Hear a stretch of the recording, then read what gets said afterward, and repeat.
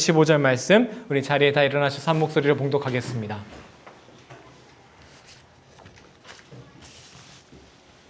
함께 읽겠습니다. 예수께서 이르시되 일어나 네 자리를 들고 걸어가라 하시니 그 사람이 곧 나아서 자리를 들고 걸어가니라. 이날은 안식일이니 유대인들이 병을 난 사람에게 이르되 안식일인데 내가 자리를 들고 가는 것이 옳지 아니하니라. 대답하되 나를 낫게 한 그가 자리를 들고 걸어가라 하더라 하니 그들이 묻되 너에게 자리를 들고 걸어가라 한 사람이 누구냐 하되 고침을 받은 사람은 그가 누구인지 알지 못하니 이는 거기 사람이 많으므로 예수께서 이미 피하셨음이라.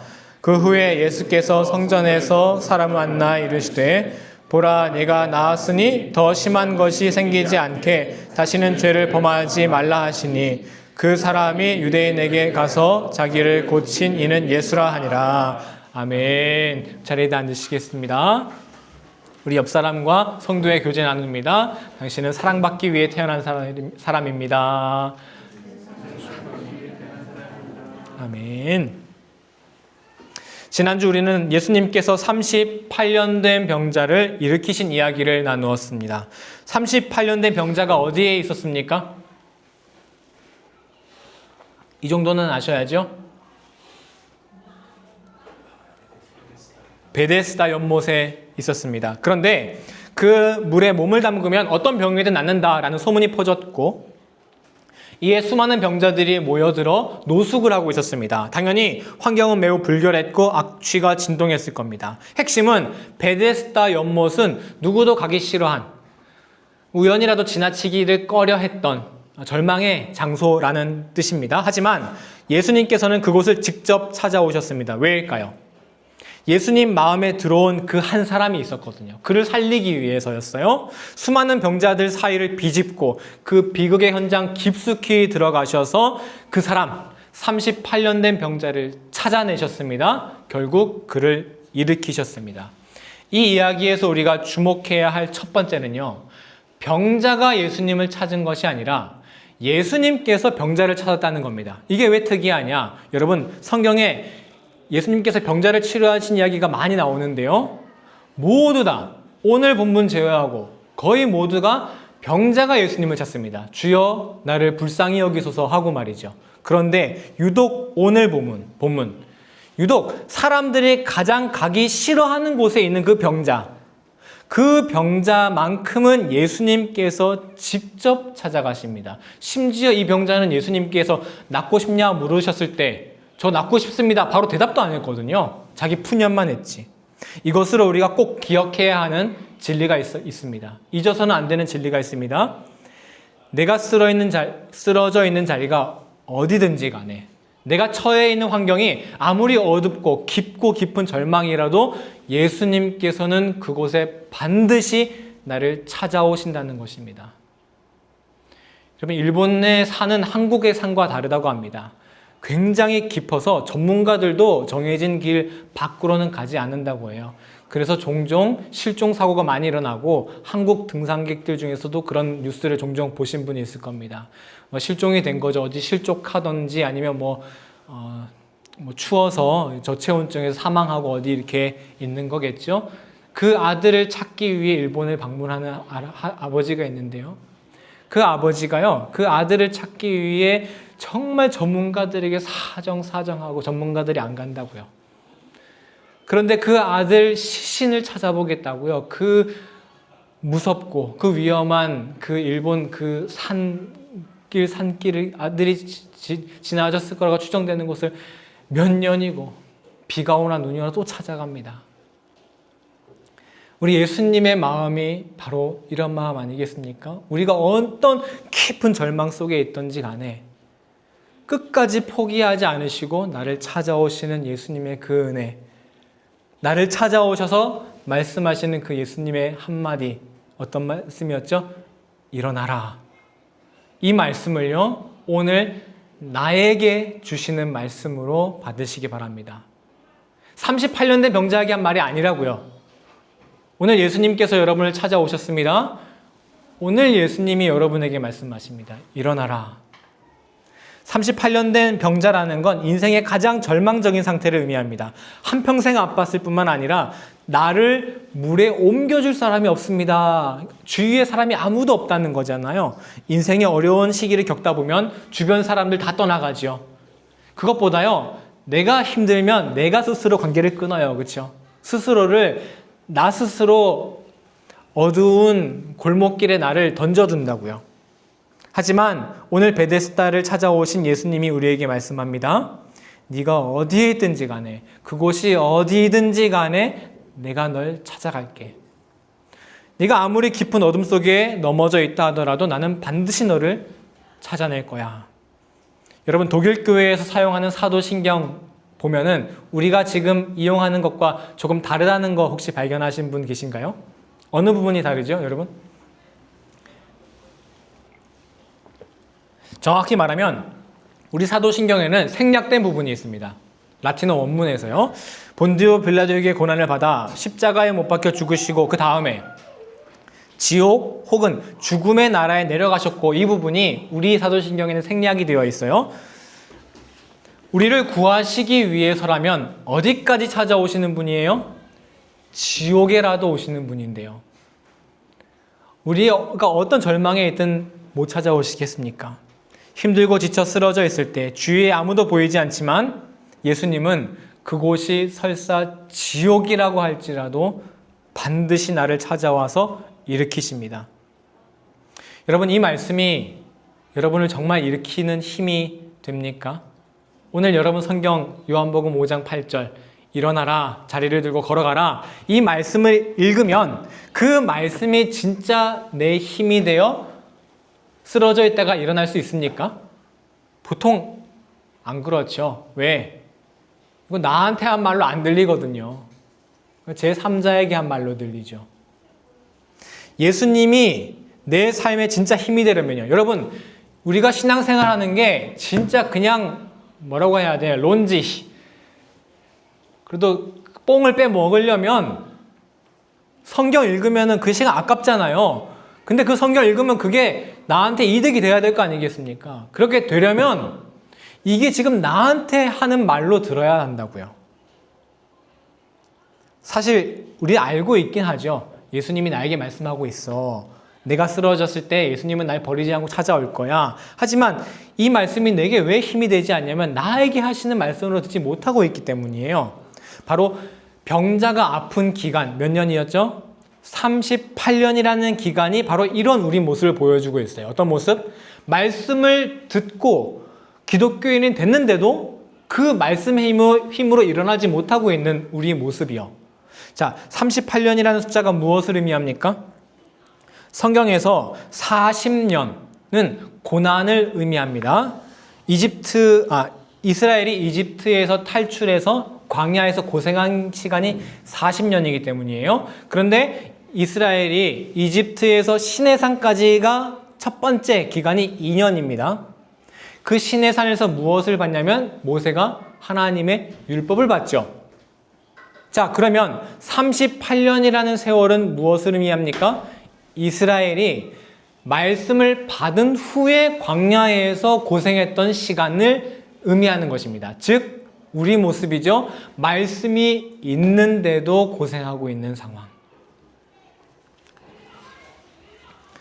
즉 말씀을 받았지만 그 말씀이 실제 나를 일으키는 힘이 되지 못하는, 그 말씀을 진짜 우리의 힘으로 삼지 못하고 있는 우리의 모습을 의미하는 것입니다. 오늘 본문 요한복음 5장 8절을 한번 여러분 읽어주시겠습니까? 예수께서 함께요. 이 말씀 오늘 누구에게 하신 말씀입니까? 38년 된 병자에게요? 아니요. 나에게 하신 말씀입니다. 오늘 예배를 통해 지친 삶의 자리에 나를 찾아오신 예수님을 만나시기 바랍니다. 그리고 예수님의 말씀을 들으십시오. 일어나라. 이 말씀을 듣고 쓰러진 자리에서 일어날 수 있는 오늘이 되기를 예수님의 이름으로 간절히 축복합니다. 그런데 오늘 예수님께서 나에게 해주시는 말씀은 일어나라만이 아닙니다. 다시 한번 읽어볼까요? 함께요. 예수께서 일어나 내 자리를 들고 걸어가라 하시니 내 자리를 들고 걸어가라. 걸어가라도 있습니다. 단순히 일어나는 건 위치가 바뀌진 않죠. 하지만 걸어가는 것은 방향이 있고 위치가 바뀌고 목적지가 있습니다. 자, 그러면 이 병자는 일어선 후 어디로 갔을까요? 14절인데요. 함께요. 그 후에 예수께서 성전에서 그 사람을 만나 이르시되 보라, 네가 나았으니 더 심한 것이 생기지 않게 다시는 죄를 범하지 말라 하시니. 자, 이 사람은 일어난 후에 어디로 걸어갔다고요? 성전으로 걸어갔습니다. 성전은 어떤 곳입니까? 하나님을 만날 수 있는 곳이죠. 자, 이것으로 또 우리가 분명해지는 사실, 오늘 우리가 잊지 말아야 될 교훈 두 번째입니다. 우리는 삶에서 힘들 때 예수님의 말씀 듣고 위로받고 싶어 하죠. 그래서 종종 쓰러졌다가 실제로 일어나기도 합니다. 하지만 하나님의 말씀 받고 위로받고 일어났으면 그 자리에 머물러서는 안 됩니다. 앞으로 걸어가야 합니다. 말씀의 힘으로 일어났으면 이전의 삶과는 다른 변화가 있어야 한다는 말입니다. 이전의 삶과 똑같은 삶으로 계속 살면 또 넘어지는 거죠. 그럼 또 베데스다에 계속 머물러 있는 거예요. 그 절망의 자리에. 성전으로 걸어가야 한다는 것은 무슨 뜻입니까? 이전의 삶보다는 조금 더 하나님과 가까운 삶으로 내 삶을 변화시키는 것. 이것이 베데스다에서 성전으로 걸어가는 것입니다. 이 짧은 이야기에서 38년 된 병자의 변화가 눈에 띄는데요. 먼저 12절과 13절 한번 읽어보겠습니다. 함께요. 그들이 묻되 너에게 고침을 받은 사람은 그가 누구인지 알지 못하니 이는 거기 사람이 많으므로 이미 피하셨음이라. 고침을 받은 후에 그 사람이 이제 일어나자 사람들이 그에게 몰려왔겠죠. 야, 너 어떻게 걸었어? 그 사람 아까 만난 사람 누구야? 그 사람이 누구길래 널 낫게 한 거야? 했더니 병자가 뭐라고 대답합니까? 그가 누구인지 알지 못하니. 예수님의 말씀 받고 위로받았어요. 그래서 일어났어요. 그런데 예수님은 누군지 알지 못하는 상태. 마치 우리의 모습과 비슷하지요. 하지만 이 사람이 걸어가라 라는 예수님 말씀대로 성전으로 걸어간 후에 이 사람이 어떻게 변화하는지 한번 보세요. 15절입니다. 함께요. 그 사람이 유대인들에게 가서 자기를 고치는 예수가 아니라. 자, 어떻게 됐습니까? 나 그 사람 몰라요. 예수님을 잘 알지 못하는 인생에서 어떻게 됐어요? 예수님을 알 뿐만 아니라 예수님의 이름을 전하는 삶이 됐어요. 변화하는 거죠. 어떻게? 하나님과 더 가까워지는 삶으로. 예수님의 힘으로, 말씀의 힘으로 쓰러졌다 일어나셨습니까? 그곳에 머무르지 말아야 합니다. 그냥 일어나기만 하면 끝이 아닙니다. 예수님은 분명 나를 일으켜 주신 이유가 있습니다. 왜 나를 일으켜 주셨지? 나로 하여금 성전으로 걸어가게 하기 위함이셨습니다. 우리 모두 말씀의 힘으로 일어선 후에 거기 멈춰있지 말고 내 삶을 변화시키자고요. 하나님과 더 가까워지는 방식으로 걸어갈 수 있는 우리가 다 되기를 예수님의 이름으로 또 한번 축원합니다. 여러분, 이런 설교를 들으셨으면 그냥 아멘만 하면 안 되라 이제 요구를 해야 돼요. 그럼 뭐 어떻게 변화시켜야 되는데, 어떻게 변화시켜야 우리의 삶을 조금 더 하나님과 가까워지는 방향으로 나아가게 할 수 있을까요? 자, 그러면 그 방향에 대해서 한번 살펴보자고요. 오늘 38년 된 병자가 걸어간 방향은요, 베데스다에서 성전이었습니다. 자, 그 이야기인 즉슨 일단 어디를 떠나야 한다는 거예요? 일단 베데스다는 떠나야 한다는 거예요. 병자들이 모여있는 곳. 병자들이 왜 모여 있었죠? 소문 듣고, 그렇죠? 병 날려고. 어떤 소문이었냐면 천사가 가끔 내려와서 물을 움직인다는 거예요. 그러면 제일 먼저 들어간 사람이 병이 낫는다더라 하는 소문이죠.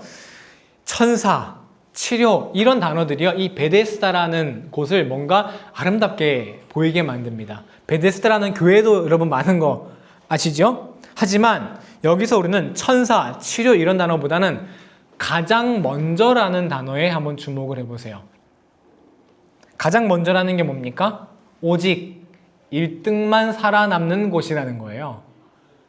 마치 뭔가 천사가 내려온다 해서 아름답게 보이지만요, 우리 한번 그것이 알고 싶다 PD가 되어가지고 이 베데스다의 진실을 한번 파헤쳐 봤으면 좋겠어요. 이게 실상은 어떤 곳이냐. 겉으로는 아주 번지르르하게 포장이 되어 있는데 혹시 1등만 살아남는 참혹한 곳은 아니었을까요? 혹시 몰라 물이 움직이는 것 같은 기미가 보이면 어떤 일이 일어났을까요? 난리가 났겠죠? 다들 막 움직이고 뛰어들려고. 자기만 빨리 가면 되겠습니까? 옆에 사람 넘어뜨리면 일석이조죠. 어떻게든 옆에 사람을 넘어뜨리고 주저앉히려 하지 않았겠습니까? 또 내 옆에 있던 사람이 되게 빠른 사람이었어. 근데 이 사람이 병이 악화돼서 죽었어. 아니면 어떤 사람이 병이 악화돼서 이제 더 이상 움직이지 못해. 함께 아파하고 슬퍼할 겨를이 없습니다. 오히려 좋아하죠. 옆에 사람이 쓰러졌는데. 왜? 확률이 올라가니까. 죽음의 경쟁 사회입니다.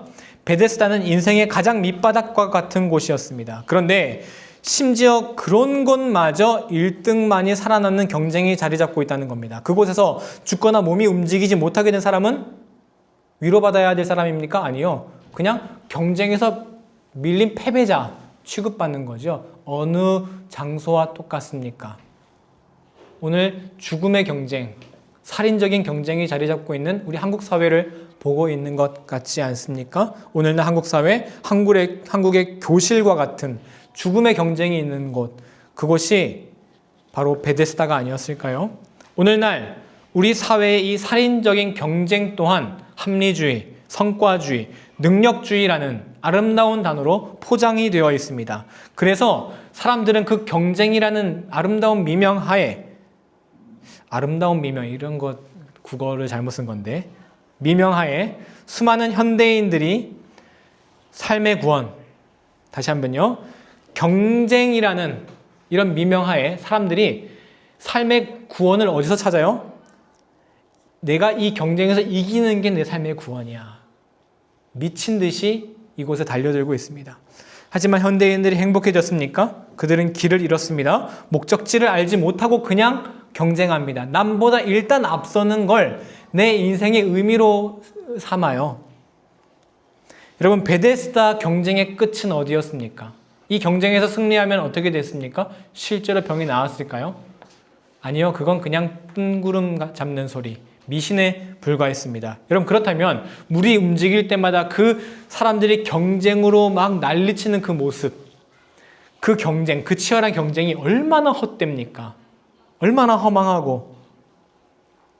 여기서 우리는 떠나야 하는 곳으로서의 베데스다의 의미를 살펴볼 수 있습니다. 남보다 더 잘되고 앞서는 것, 또는 그것이 안 되면 남들이 정한 평균이라는 세상의 기준이라도 넘으려고 발버둥 치는 것, 그것을 내 인생의 목표로 잡는 그 자세, 이 삶의 태도를 우리는 떠나야 합니다. 이것이 바로 우리가 떠나야 하는 우리 인생의 베데스다입니다. 나는 그렇게까지는 생각 안 하는데요. 내가 뭐 삶에 치열하게 경쟁으로 내가 남을 이긴다고 내가 행복해진다고 생각 안 하는데요 라고 스스로 생각할지 몰라요. 하지만 제가 스스로를 돌아보니까요, 우리가 무의식적으로 진짜 믿고 있더라고요. 경쟁에서 승리하는 것만이 내 인생에 참된 의미를 가져준다라고 말이죠. 같은 대학교 동기에 똑같이 군목으로 복무했던 친구가 있습니다. 그런데 얼마 전에 그 친구가 독일에서 박사 학위를 받았다는 소식을 들었어요. 지금도 얘기도 하는데 아주 배가 축하해주고 함께 기뻐해야 하는데 가슴이 철렁 내려앉더라고요. 뿐만 아니에요. 세상이 무너지고 내 인생이 마치 패배자가 된 것 같았어요. 아니, 친구가 박사학위 받은 거랑 내 인생이랑 도대체 뭔 상관이 있어요? 아무 상관 없어요. 제가 남보다 잘 되는 걸 인생 행복 기준으로 삼고 있더라고요.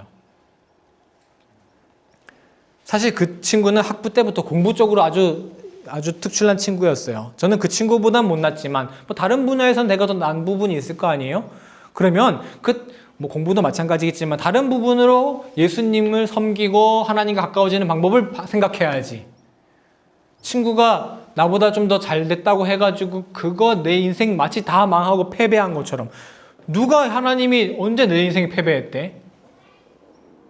내가 그 사람이랑 지금 지금 뭐 시합하고 있는 것도 아닌데, 제가 제 인생의 의미를 어디서 찾고 있다는 거예요? 남보다 더 잘 되는 것으로 내 인생의 의미를 찾고 있다는 거예요. 여러분, 이거 우상숭배입니다. 왜? 오직 구원은 어디에 있는데? 예수님인데 내 인생 구원을 어디서 찾는 거예요, 우리가? 남보다 잘 되는 것을 찾는 거예요. 현대인의 합리주의, 능력주의, 성과주의 경쟁에서 내 인생의 구원을 찾고 있다고요. 예수님은 말씀하셨습니다. 자리를 들고 걸어가라. 이 헛된 경쟁과 세상의 기준이 상징하는 베데스다를 떠나야 합니다. 세상의 경쟁에서가 아니라 세상의 기준을 맞추는 것으로가 아니라 하나님과 가까워지고 예수님 말씀을 따르는 것에 내 인생의 의미를 두어야 합니다. 바울이 그랬습니다. 빌립보서 1장 20절을 한번 찾아주실 수 있으실까요? 한번 읽어보겠습니다. 아무 일에도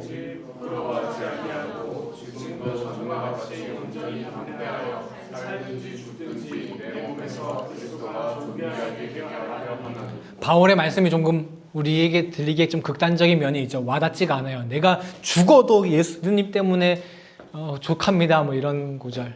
우리가 이걸 이렇게 순화해서 읽어야 돼요. 읽을 필요가 있어요. 내 삶의 의미를 이 사회의 심각한 경쟁, 남을 이기는 데서 두는 게 아니라 우리의 삶의 의미는 어디에 있다? 예수님의 사랑, 하나님의 말씀에 있다. 베데스다를 떠나 성전으로 가려면 지나야 하는 문이 하나 있었습니다. 양문이라는 것인데요. 요한복음 5장 2절에 나오는데요. 예루살렘에 있는 양문 곁에, 그런데 그림이 있죠? 이게 베데스다 연못이라고 하면 이대로 생긴 건 아닙니다. 베데스다 연못이 있다고 하면 성전이 저기 있는데 성전으로 가려면 양의 문을 지나야 돼요. 양들이 지나다녔다는 문이죠. 자, 그런데 요한복음 10장 7절 한번 읽어보겠습니다. 함께요. 그러므로 예수께서 다시 이르시되 내가 진실로 진실로 너희에게 말하노니 나는 양의 문이라. 이 양의 문이 누굽니까? 예수님입니다.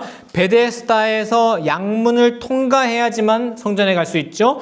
우리 삶 또한 예수님을 통해서만이 진정한 의미를 찾을 수 있습니다. 우리의 삶 또한 예수님을 통해서만이 구원받을 수 있을 줄 믿습니다. 남보다 먼저 되려고 했던 것에서 인생의 의미를 찾으려고 했던 삶. 여러분, 솔직히 맞아요. 우리가 진짜 그렇더라고요.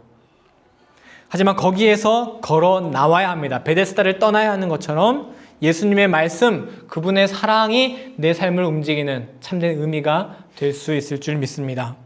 이렇게 말씀을 마무리하려고 했는데 지난주에 우리 성도님 중 한 분 중에 제가 놓치고 있던 부분을 하나 더 말씀해 주셨어요. 아주 너무 좋은 영감이어서 요한복음 5장 8절을 한번 읽어보겠습니다. 오늘 제가 말씀에 빠뜨린 부분이 어딘지 한번 살펴보세요. 함께요. 예수께서 오늘 말씀에서 빠뜨린 부분이 하나 있죠. 뭡니까? 자리를 들고 라는 마음이 껴있어요. 저는 별 대수롭지 않게 여겼는데 어느 분이 이걸 딱 캐치를 하셨더라고요. 자, 일어나라 걸어가라 하신 말씀이 8절, 9절, 10절, 11절, 12절 5번 연속으로 나오는데요. 여러분, 그러면 예수님께서 자, 일어나라 자리를 들고 걸어가라 했을 때 누가 물었어요? 예수님이 너보고 뭐라고 그래서 나보고 일어나고 걸어가라고 하셨어 라고 뭔가 조금 생략할 수 있잖아요. 그런데 8절, 9절, 10절, 12절 5번 연속으로 빠뜨리지 않고 꼭 자리를 들고가 끼어 있어요. 그냥 예수님께서 그냥 아무 의미 없이 하신 말씀이 아니라는 거죠. 자, 그 사람의 자리란 무엇이겠습니까? 뭐 돗자리 같은 거겠죠? 38년 동안 그 사람이 누워있던 그 돗자리. 자, 무엇을 의미하겠습니까? 이전에 그가 쓰러져 있던 38년 동안의 불행한 그 기억들, 그 고난의 시간을 의미하겠죠. 자, 우리는 그런 것들을 잊고 싶어 합니다. 그 지난 고난의 세월들. 아무 쓸모 없다고 생각합니다. 그래서 예수님께서 일어나라 하셨을 때 여러분 들어보세요. 일어나라, 네 자리를 다 버리고 새 출발해라. 이게 듣기 훨씬 더 편하거든요. 그런데 예수님은 꼭 자리를 들고 가라. 그걸 꼭 가지고 가라 하셨어요. 왜일까? 오늘 마지막 가르침, 마지막 진리의 가르침을 마음에 새기시기 바랍니다. 여러분, 우리가 이전에 쓰러져 있었던 그 시간들, 그 고난의 시간들이 결코 아무 의미가 없는 시간들은 아니었다는 것입니다. 가지고 가라고 하시잖아요. 하나님께서는 모든 것을 모아서 선하게 우리를 위해 선용하시는 분입니다. 이렇게 말이죠. 함께 로마서 말씀 함께 읽어보겠습니다. 하나님, 우리가 알거니와 시작. 우리가 알거니와 하나님을 사랑하는 자 곧 그의 뜻대로 부르심을 입는 자들에게는 모든 것이 합력하여 선을 이룬다는 뜻이 여러분 뭐 이렇게 우리가 다 같이 모여서 뭐 같이 막 하자라는 뜻이 아니라 나의 고난마저 사용하셔서 나를 일으키신다라는 뜻입니다.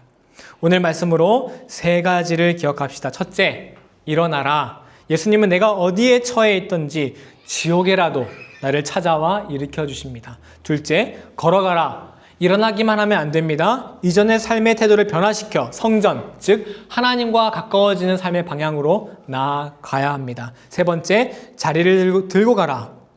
이전에 쓰러져 있던 시간들 아무 의미 없는 시간이 아니라는 겁니다. 예수님께서 하나님께서 전능하신 그 능력으로 이전의 나의 고난의 세월까지 나를 위해 아름답게 사용해 주실 줄 믿습니다. 이 시간 일어나라, 자리를 들고 걸어가라 라고 하시는 예수님의 말씀을 지금 나에게 하시는 말씀으로 듣고 일어나서 걸어가실 수 있는 여러분 되시기를 예수님의 이름으로 간절히 축원합니다. 함께 찬양하고 기도로 예배를 마치겠습니다.